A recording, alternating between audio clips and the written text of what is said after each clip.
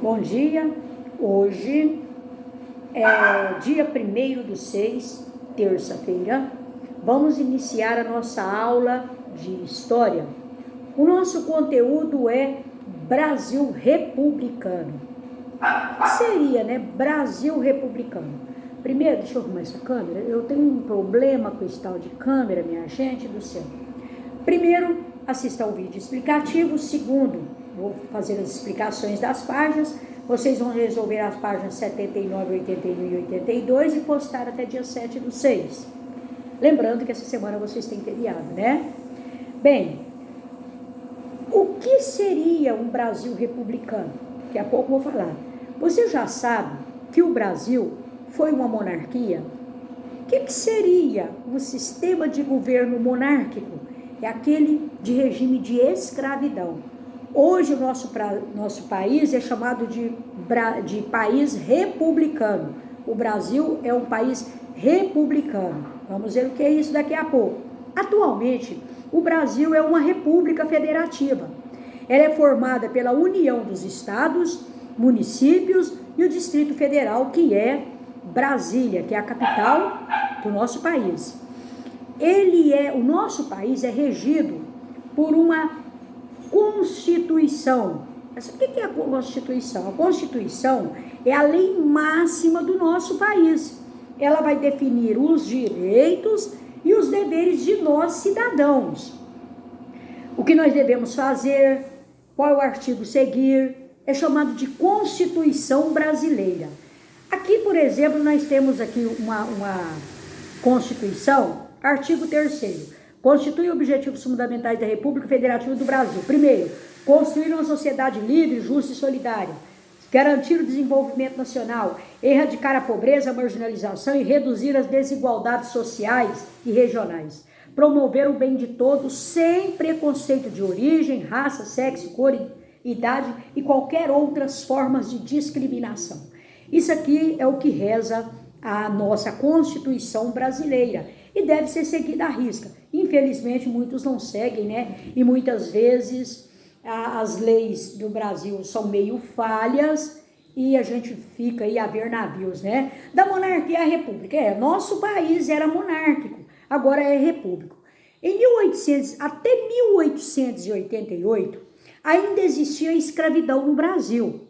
Ora, os escravizados, eles não eram considerados cidadãos. A maior parte da população livre era pobre, sem acesso à educação e a outros serviços públicos. A participação política era reduzida a uma minoria. O Brasil era governado por monarca. Esse monarca era Dom Pedro II, e não por um presidente igual é hoje, né?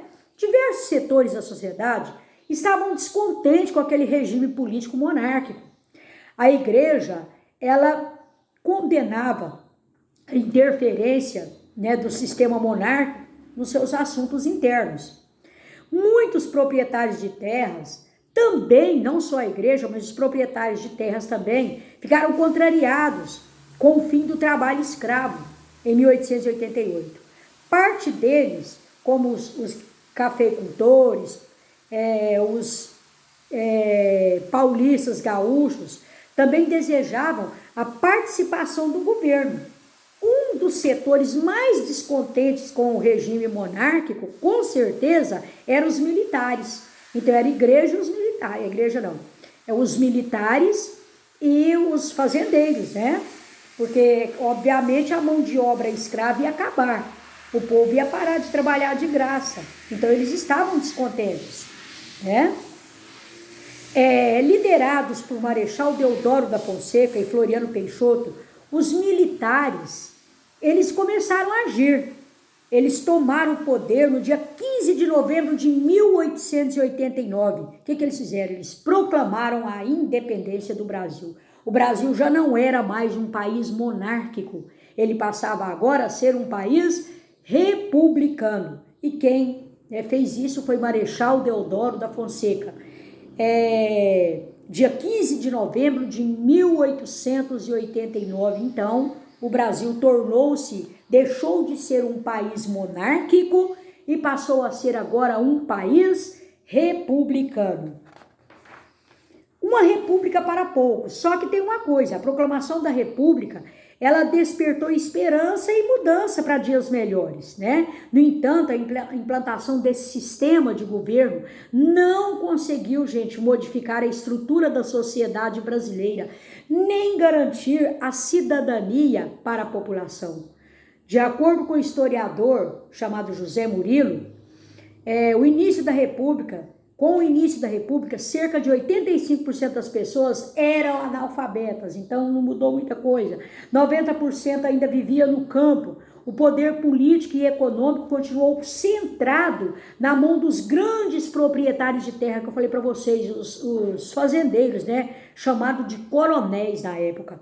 E aí, em 1891, o governo Marechal Deodoro da Fonseca promulgou uma nova Constituição, que era o direito do voto. Mas os analfabetos, mulheres, mendigos e militares estavam excluídos desse direito do voto. E os coronéis, eles procuravam obrigar os votantes a eleger os candidatos que eles queriam.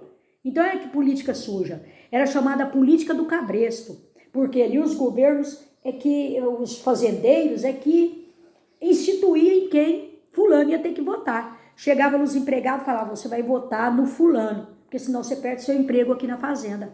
E assim era, foi chamado de voto de cabresto, as eleições de cabresto, tá bom? E até hoje nós temos aí eleição de cabresto, né, gente? Tem gente que se vende por tão pouco, né, por um saco de cimento, por tão coisa, é um voto de cabresto, não deixa de ser. Então, que nós venhamos mudar a nossa mentalidade e não continuarmos com esse regime de voto de cabresto. Ficou lá em 1891, né, minha gente? E o povo continua ainda usando esse voto de cabresto com perseguições políticas e muitas outras coisas.